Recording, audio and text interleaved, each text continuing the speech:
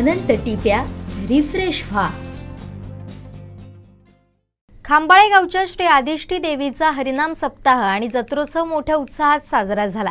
या जत्रोत्सवाचं वैभववाडी येथील तेजस पाटेकर यांनी ड्रोनच्या सहाय्याने केलेले चित्रीकरण मनमोहक होतं। पहा ड्रोनच्या नजरेतून कसा होता जत्रोत्सव।